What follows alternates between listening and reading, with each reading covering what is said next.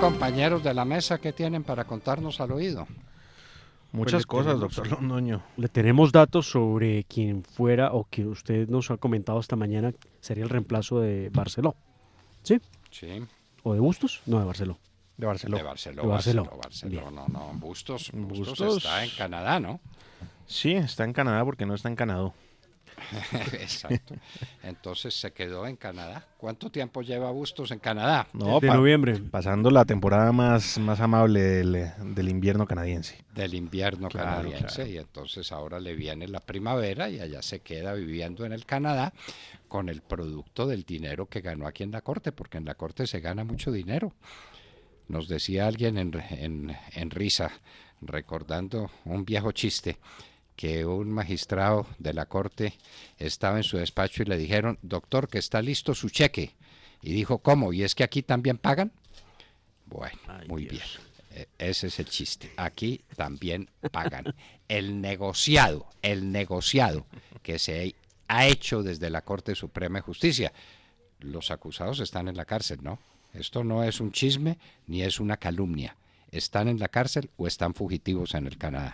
Bueno, ¿y quién es este candidato a reemplazar a Barceló? Que es el candidato de Barceló, además. Sí, dicen es el señor Fabio Espitia Garzón, es de la Universidad Externado, egresado de la promoción Para variar. Sí, para variar un poquito. Sí, como Pero espera como cosa rara, que ¿no? hay más temas para que sigan variando. Bueno, egresado de la promoción del 81, compañero de clase de la doctora María Paulina Riveros, la vicefiscal, compañero de promoción, para variar, de Juan Carlos Henao, no sé si lo recuerdan. El rector, nada más y nada menos que el rector. Y coordinador de fiscales delegados ante la Corte Suprema de Justicia. Ese es el señor Fabio Espitia Garzón. Es decir, que Coordinador de fiscales. fue jefe de la Zamora. Habría Probablemente que en ver, la sí, fiscalía claro, o claro, compañero de trabajo y compañero de Montealegre, ¿no? Sería que estaba en la fiscalía cuando Montealegre desencadenó el escándalo del hacker. ¿Mm? Habría que empezar a revisar fechas con más detenimiento. Y de eso no se volvió a hablar, ¿no? Del hacker tenemos la absolución de Luis Alfonso Hoyos. Estamos esperando la sentencia final. A ver qué va a pasar con el cuento del hacker. El juez dijo: aquí no hay nada, no hay una sola prueba contra Luis Alfonso Hoyos. Y ya se conoce el sentido del fallo.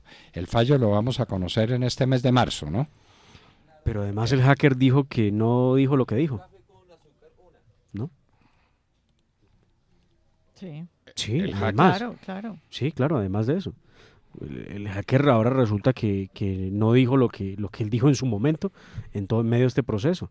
Y entonces se vincula a unos funcionarios de la Fiscalía de Eduardo Montealegre a todo el proceso.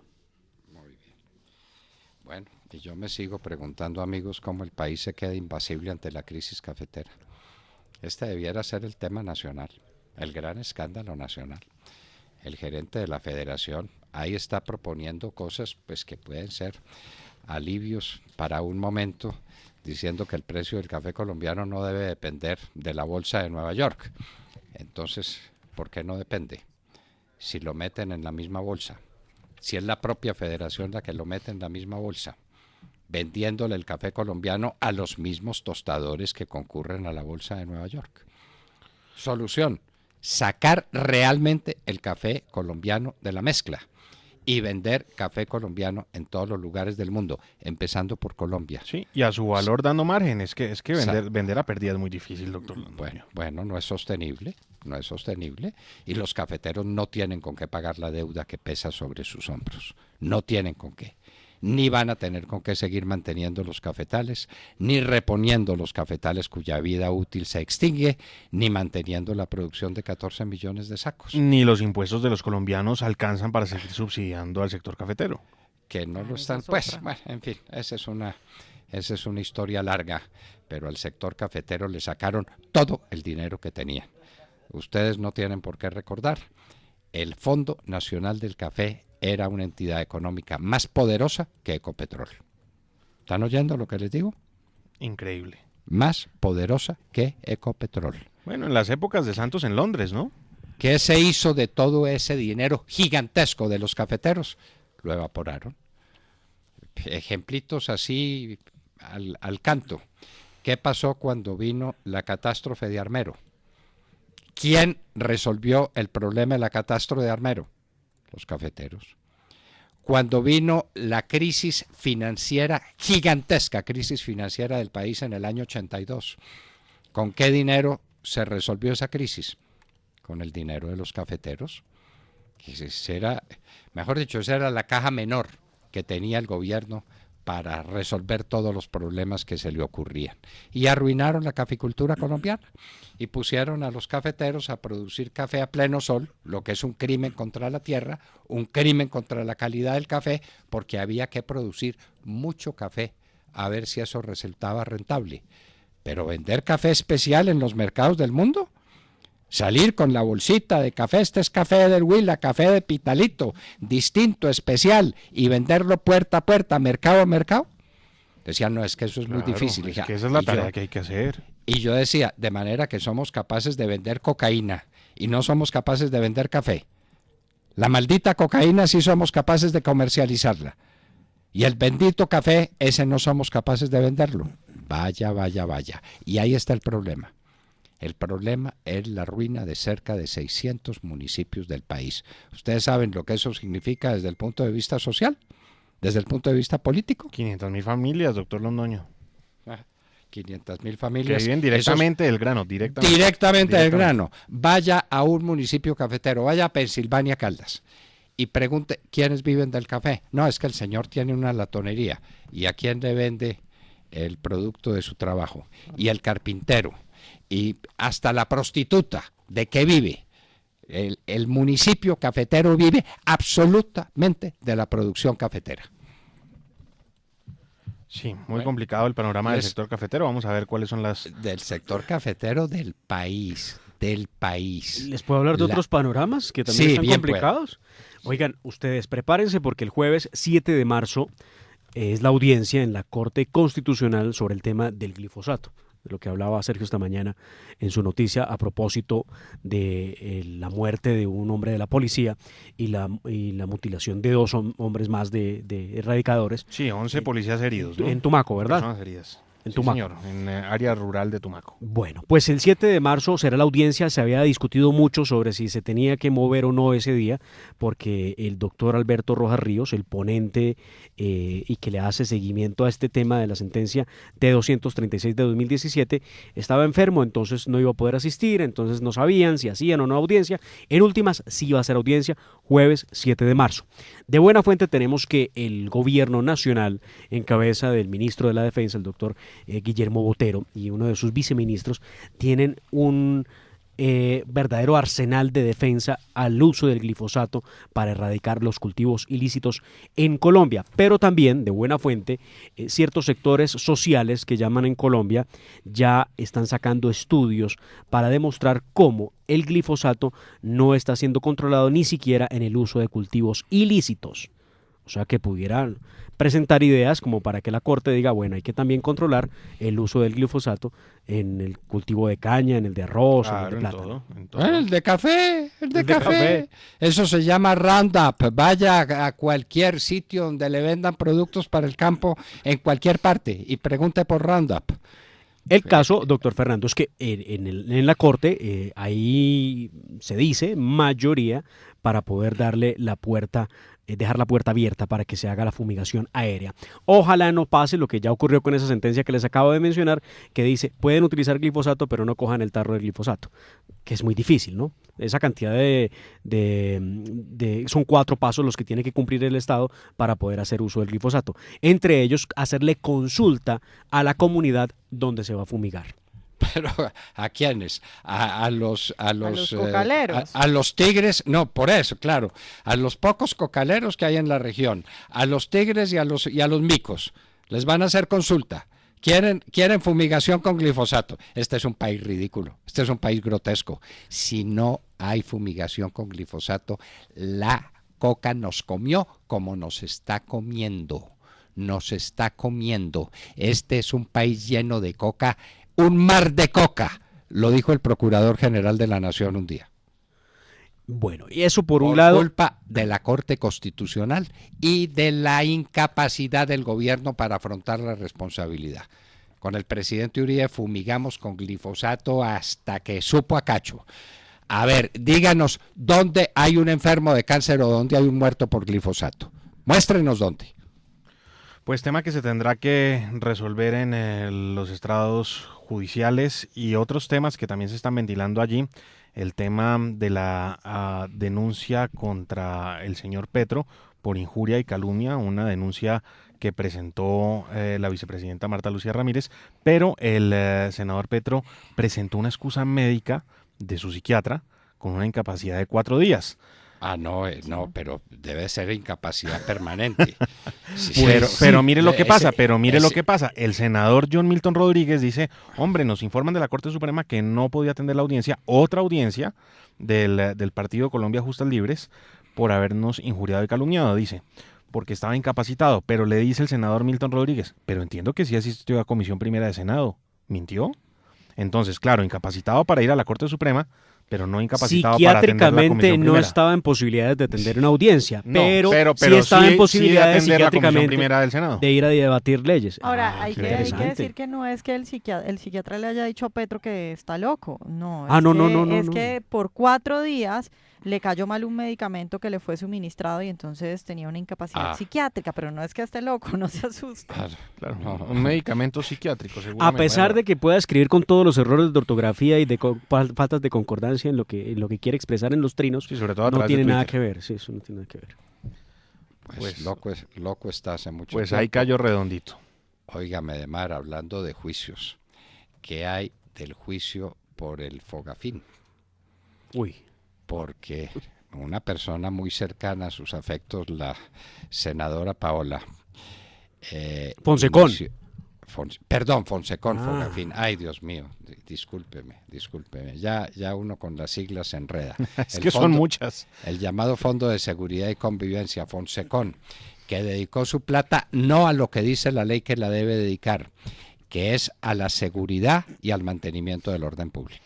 Y lo dedicó a hacer política y a contratar amigos.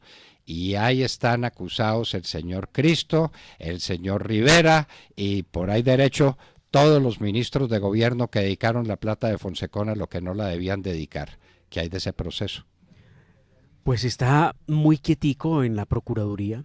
No pasa nada, es increíble. La Procuraduría no, está ante los jueces, está ante la Corte. Y ante Procuraduría y ante Contraloría también, sí, que tiene posibles hallazgos fiscales, miren ¿no? ustedes, recuerden que el ministro de aquel entonces, Guillermo Rivera, denunció por injuria y calumnia a la senadora Paola Holguín, porque la senadora, pues, apuntó, como usted bien lo decía, doctor Fernando, demostró en cifras y con documentos que entregó el mismo Fonsecón que el dinero fue utilizado para poder construir centros de atención ciudadana o de integración ciudadana, que son unos polideportivos, y para contratar una cantidad de gente por unas sumas absurdas. Había contratos de 9, 10, hasta 80 millones de pesos en la nómina paralela, porque pues son contratos de 1 o 2 meses, y pues por unas cantidades increíblemente enormes.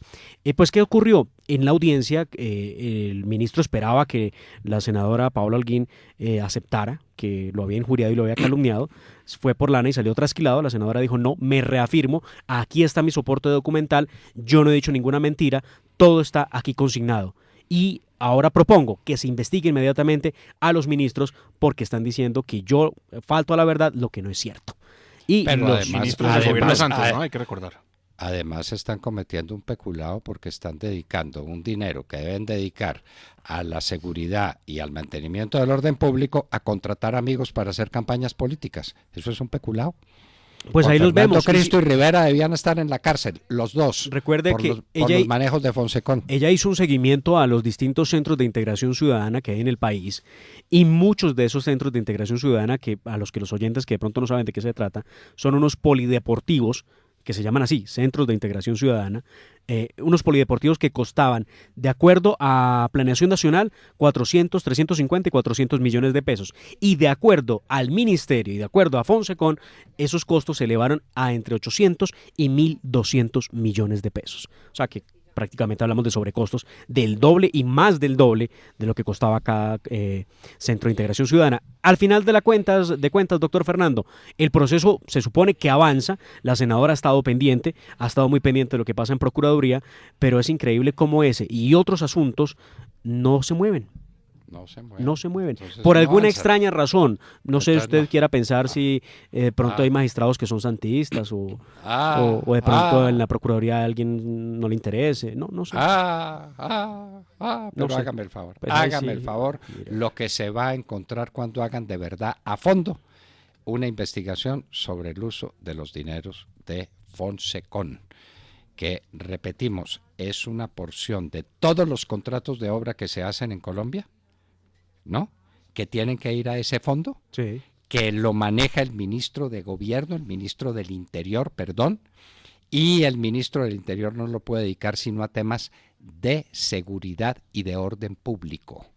Por eso nosotros lo dedicamos a construir cuarteles, a construir, estaban hablando de los centros que tiene la Armada a las orillas del río Orinoco. Eso se construyó con plata de Fonsecon, todo se hacía con plata de Fonsecon, dedicado a lo que se tenía que dedicar. Y después vinieron estos ministros a hacer política con la plata de Fonsecon. Lo dijo inclusive el presidente Gaviria, sí, lo señor, dijo, fue el primero. Están haciendo política con eso. Y están haciendo política. Recuerden que la plata de Fonsecon se decía, la manejaba el Partido Liberal, y claro, pues estaba el ministro que era liberal, era Juan Fernando Cristo, y recuerde usted que se hizo la consulta interpartidista para definir quién era el candidato a la presidencia, ¿se acuerda? Y de ahí, pues, se dice que se repartió mermelada por toda la tostada para... pero la mermelada había que repartirla para hacer la paz, como dice el profesor Marcos. Además, hablando de la paz y hablando de trizas y hablando de cosas, de acuerdos, ¿qué va a pasar con la JEP? ¿Tienen ustedes idea? Pues que la tienen. Es que si no objetan la JEP, ¿cómo le parece que quedan bendecidos todos los delitos que cometan las FARC de aquí en adelante? Los que cometieron del 2016, diciembre del 2016 hacia adelante. Y con eso hacen el mandado que quieren hacer, que es no extraditar a Santrich. ¿Ya? Porque se trata de un delito continuado. Y como es un delito continuado, ahora no lo llaman así, lo llaman como es permanente. De ejecución permanente, sí. De ejecución permanente, de esa modificación extraordinaria del derecho penal colombiano, el derecho clásico, le cambiaron los nombres a las cosas. Ya no se habla de autor intelectual, sino de determinador. ¡Uy, Dios mío! ¡Qué modificación! ¡Qué cambio en el derecho penal! Y ahora pues es delito de ejecución permanente que no delito continuado. La misma cosa. Decíamos por allá en Caldas, la misma perra con distinta guasca. Pero yo le cuento que en los próximos días conoceremos la decisión del presidente de la República y todo parece indicar que la objetará parcialmente en los temas que más nos importan, que son el de garantía de no repetición, el tema para que no es que siguieran delinquiendo y entonces tienen derecho a estar en la JEP, el tema de narcotráfico y política, el tema de violación de mujeres y de niños. Temas que no pueden quedar en la Jurisdicción Especial para la Paz. Hay otra cosa también que es la que señala el fiscal en su carta y que tiene que ver con que la responsabilidad de los crímenes de guerra, delitos de lesa humanidad y graves violaciones a los derechos humanos que no sean considerados responsables o a los autores materiales o a los cabecillas. Es decir, solo los autores intelectuales irían a la cárcel. Y los cabecillas y los autores materiales no. Es decir, que los cabecillas de las FARC que están en el Congreso no irían a la cárcel.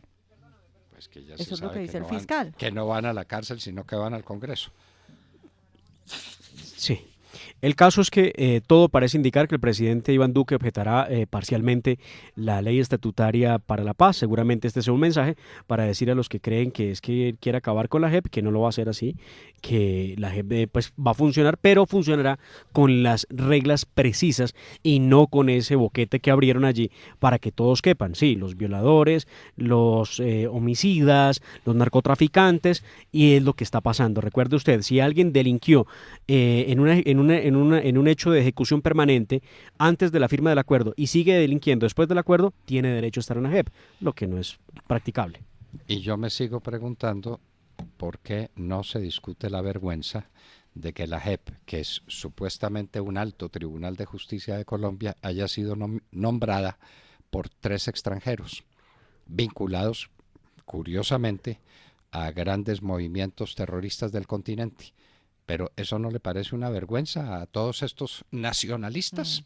Que hablan de ¿Dónde? Ahí sí no hablan de soberanía, ¿cierto? Dígame dónde hay una corte elegida por extranjeros. A ver, una corte en Argentina elegida por brasileños, o elegida por españoles o por alemanes. A ver, dígame dónde. Dígame dónde.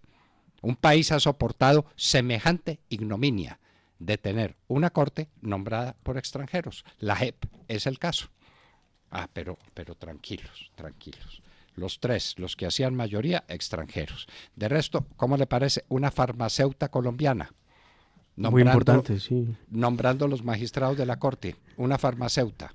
Y el otro, un magistrado de la Corte Suprema de Justicia, manifiestamente comunista. Mejor dicho, pues, de 5, 1. Donde quiera que usted lo vea, ¿no? Por cómo se creó, quiénes la crearon y cómo está funcionando. Donde quiera que usted lo vea, encontrará el reparo. Y insistimos en un tema, que es que la FARC sí está compareciendo y que está diciendo y está contando la verdad.